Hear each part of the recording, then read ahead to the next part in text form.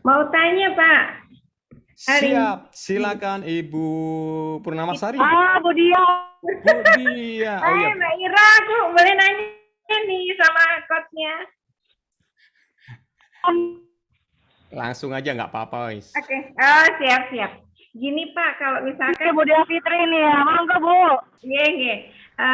Jadi saya tuh di bidang bimbingan belajar. Sudah kayak gitu aja jalan gitu. Memang belum menuliskan SOP secara tertulis, kemudian ya ngasih tahu gitu Pak. Jadi kalau misalkan nih kita mau memulai gitu dengan tadi memberikan SOP yang sangat jelas gitu ya, ini proses apa memberitahukan ke karyawan, kan karyawan udah ngerasa pinter nih Pak karena udah lama kerja. Terus kemudian tiba-tiba kita bikinin SOP gitu ya. Kayaknya pada merengut gitu loh mulutnya itu kan jadi pada merengut nih, supaya nggak merengut gimana caranya? Matur suwun. Iya. Biar nggak merengut ya. Oke, langsung dijawab apa besok aja dijawab ya? Udah Ya, nggak sabar jawabannya Pak. iya, Mbak Dia luar biasa pertanyaannya dan pertanyaan ini sering sekali ditanyakan ya. Jadi pertanyaan memang bagus dan memang pertanyaan ini adalah pertanyaan favorit yang sering dilakukan gitu kan, yang sering ditanyakan gitu. Kenapa? Memang gini, oke, bekerja itu ya, oke, kita punya tim kan, punya tim. Ternyata untuk bekerja dengan baik itu tidak hanya tentang technical skill kan. Kita tahu bahwa skill itu ada beberapa, ada soft skill ya kan, ada technical skill, bahkan ada conceptual skill untuk jajaran supervisor ke atas atau dalam manajemen.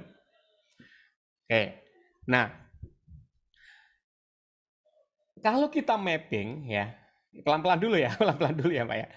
Kalau kita mapping SDM, pasti akan kita ketemui 4 kategori.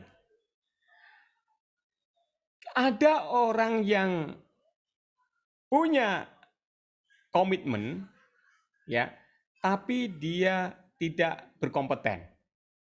Ya, ini kita bicara kompeten dan komitmen. Komitmen itu berarti attitude, ya itu soft skill-nya. Kalau kompeten itu berarti kita bicara skill. Ada orang yang komitmen tapi tidak kompeten, unkompeten. Artinya apa? Dia jujur, rajin, mau belajar gitu kan. Mau diajari, patuh, disiplin, tapi dia belum punya skill. Artinya misalnya disuruh masak belum bisa masak ya, disuruh ngajar belum bisa ngajar itu.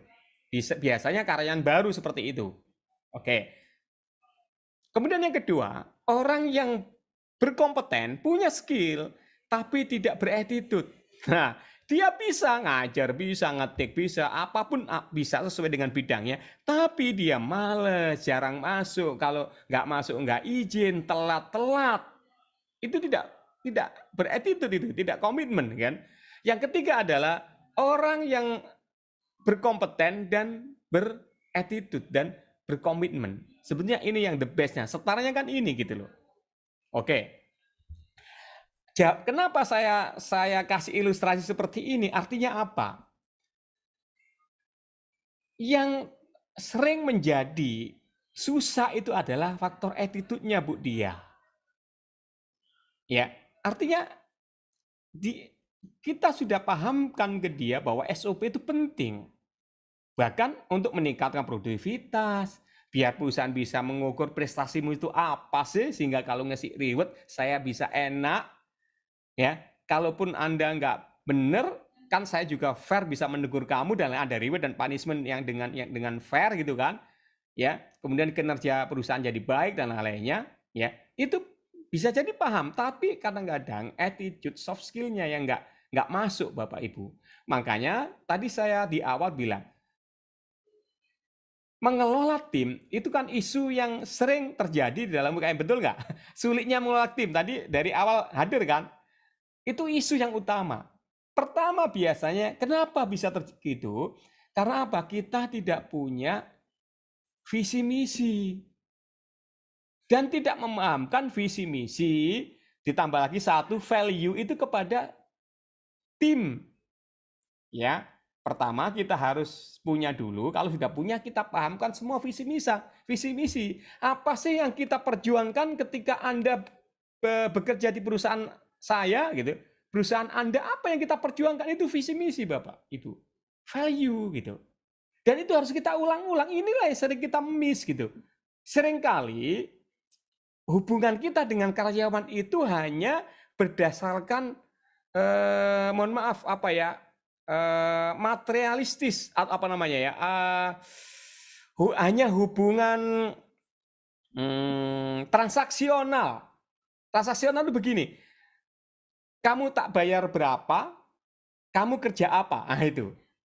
Skillmu apa, aku bayar berapa sebulan, itu transaksional. Artinya apa? Kalau dia nggak dapat itu yang dia minta, dia akan males, dia akan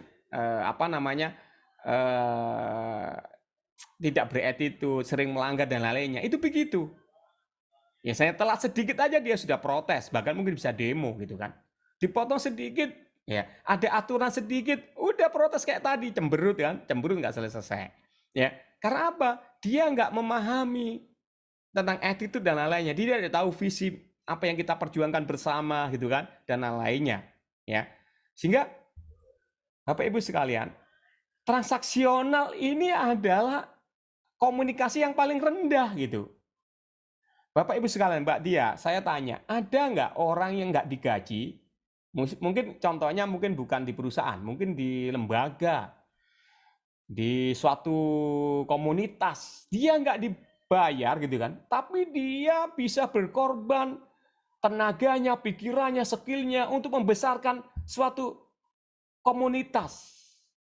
Ya, karena apa? Dia punya visi yang dia perjuangkan. Dia punya sesuatu yang akan dia capek. Loh, dia nggak dibayar loh gitu. Karena kita ini transaksional, kamu punya skill apa, terus aku bayar berapa, itulah yang menjadi mereka akhirnya enggan untuk berbuat lebih. Tapi kalau kita instal juga tentang attitude, tentang visi, tentang misi, tentang value, ya, maka dia menjadi orang yang visioner. Bahkan kalau perusahaan dalam keadaan sulit pun, maka dia akan berjuang untuk membesarkan perusahaan. Seharusnya begitu, Bapak Ibu sekalian. Ya, maka itu penting. Makanya mulai sekarang harus sudah ada visi misi, ya, value yang kita install tiap hari. Mungkin ketika briefing kita sampaikan, ya kan. Ketika rapat misalnya, Bapak Ibu sekalian, target kita bulan ini adalah 2 miliar, tapi ingat ya, kita punya visi. Visi kita adalah memperjuangkan misalnya apa gitu, titik-titik gitu kan. Menjadi perusahaan yang bonafit, yang bermanfaat bagi orang banyak. Kita punya misi gini. Itu harus terus disampaikan. Value juga begitu. Value misalnya perusahaan kita harus disiplin teman-teman. Value kita juga harus jujur. Value kita juga harus inovatif dan lainnya. Itu juga diinstal kepada mereka. Ya. Nah, seringkali itu Bu yang kurang di antara kita. Ya gitu. Maka segera buat itu semua, ya gitu. Karena kalau hanya reward dan punishment, tapi ruhnya ya, visi misi, value itu nggak ada, nanti justru dia berkelit terus atau justru dia akan mencari masalah di dalam perusahaan. Selalu begitu. Walaupun reward punishment juga penting. Iya, Mbak. Jadi kalau dalam arti wes kadung gitu, terus atau gini, kalau misalkan itu karyawan baru gitu ya, karena dia memang, nah itu lebih mudah gitu ya. Betul. Nah, betul. Yang sudah lama ini kan ngerasa besok pinter gitu, jadi agak susah nih, dan kadang itu yang membuat apa ya, gerundel juga gitu mau ngeluarin caranya gitu kan mau. Nah itu menurut Bapak gimana? Terus yang kedua, misalnya pengen mendapatkan orang yang sevisi lah sama kita, itu letaknya pada waktu rekrutmennya atau bagaimana Pak? Pengen juga kan dapat karyawan yang yang tadi nih mau berjuangkan. Nah itu caranya gimana Pak? Yes. Oke. Benar Bu, benar. Pertama bahwa kalau orang baru justru lebih gampang. Sama dengan gini, Ibu milih mana? Orang yang punya attitude sama orang yang punya skill tapi nggak berkomitmen? Yang attitude, Pak. Betul. Karena kalau dia nggak bisa ngetik, tinggal kita ajari ngetik atau kita kursuskan. Dia kalau kita punya konveksi nggak bisa jahit, kita ajarin jahit bisa. Dia nggak bisa marketing online, bagaimana upload, kita kursuskan, selesai. Oke, yang penting dia punya kemampuan, punya attitude, punya komitmen. Betul nggak? Betul jawabannya, Bu.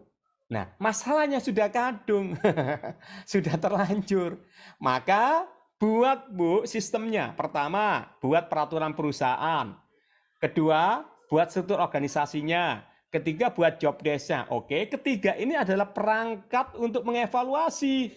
Apakah Anda sudah sesuai dengan job desk? Apakah Anda sesuai dengan tugas tanggung jawabnya? Apakah kerjanya Anda sudah sesuai dengan peraturan, kedisiplinnya? Apakah Anda kerjanya sudah dengan cara SOP yang ditentukan? Kalau tidak benar, kita evaluasi. Tahapan lebih lanjutnya, di situ Anda bisa mengeksekusi gitu. Apakah dirumahkan gitu kan? Atau bagaimana ya. Jadi 3 ini harus Ibu perbaiki, minimal ada job desk, peraturan perusahaan. Peraturan perusahaan itu meliputi peraturan karyawan, peraturan kedisiplinan ya. Kemudian kalau bisa ada SOP-nya juga ya. Kalau lebih berat lagi ada KPI-nya. Anda target enggak gitu. Kalau enggak target kan ada konsekuensinya. Jadi Ibu berikan target sesuai dengan standar dan melampaui standar. Jika tidak perform, maka Ibu bisa evaluasi. Evaluasi itulah jalan untuk memperbaiki dia. Memperbaiki tidak harus dipecat kan gitu. Artinya bisa menegur, ya, memperingati dan lain-lainnya. Itu jalan untuk memperbaiki dia. Caranya begitu, Bu, kalau orang lama.